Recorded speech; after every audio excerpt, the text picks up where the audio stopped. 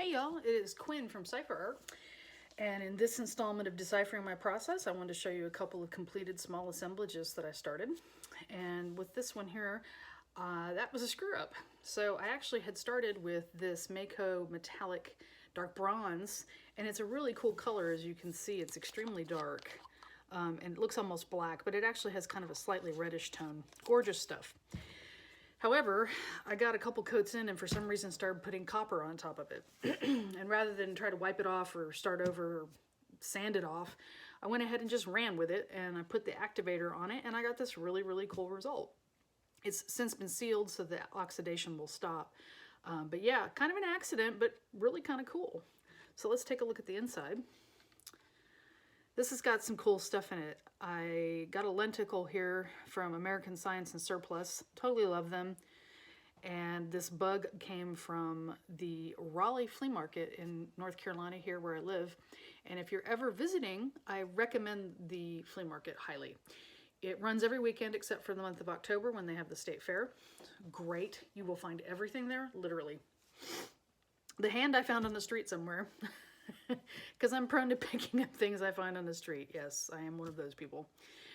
This side has got a bug x-ray over some medical literature about malaria from the early 1900s. So I call this little piece Bugaboo, and I'm going to be putting it in my Etsy shop. You'll be able to see the link in the comments here when you're done.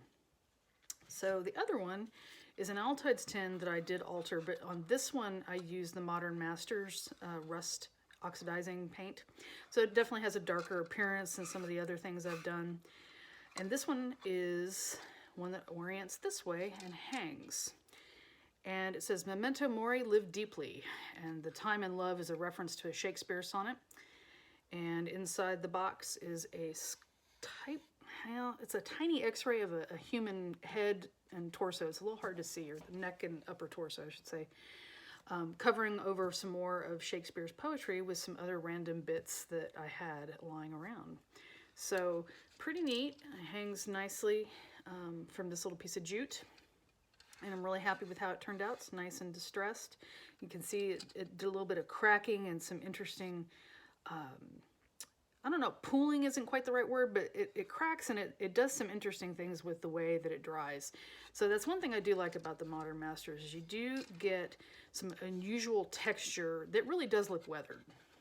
So there you go. These two are live in my Etsy shop, and I will be posting them elsewhere, but that's the completed project for both of these that I did the distressing with. And in this particular case with the Altoids tin, I did use fire on it.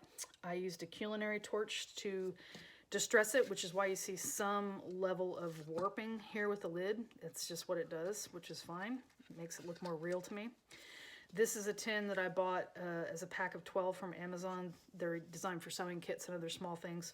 And so it did not warp because I did not use fire on it. But in both cases, I did sand it pretty aggressively because both paint types, whether it's the Mako or the Modern Masters, really do better if you sand your project aggressively first. The paint really needs something to grip onto. That's especially true of the Mako.